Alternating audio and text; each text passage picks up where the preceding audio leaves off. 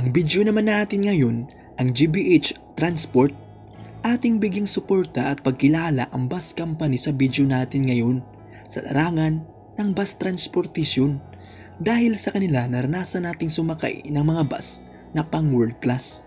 Ating alamin anong uri o klase ng mga bus mayroon sila ngayon, ang kanilang pangunahing ruta, pero bago tayo magsimula sa ating video, intro muna tayo mga kabus fanatics.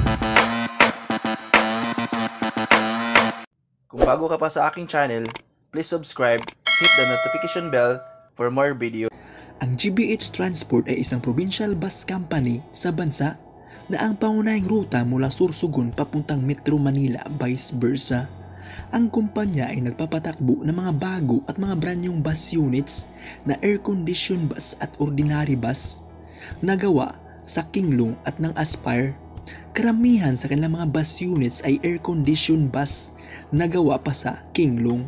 At narito ang mga bus units na maaari nating masakyan sa ating pagbiyahe sa GBH Transport ang sumusunod. Aspire ang kay replika HFC 6108H Jack Express Body na isang ordinary bus. Kinglong XMQ 6101Y na isang air-conditioned bus. At narito ang mga pangunahing ruta ng kumpanya ang sumusunod.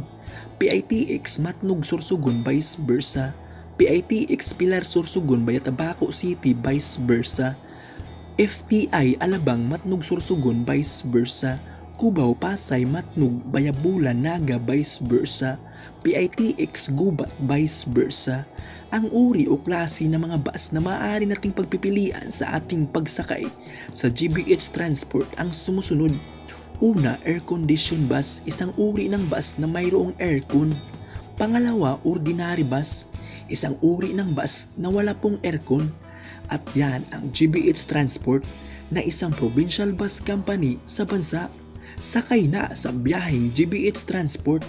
Happy travel and keep safe always mga kabus fanatics.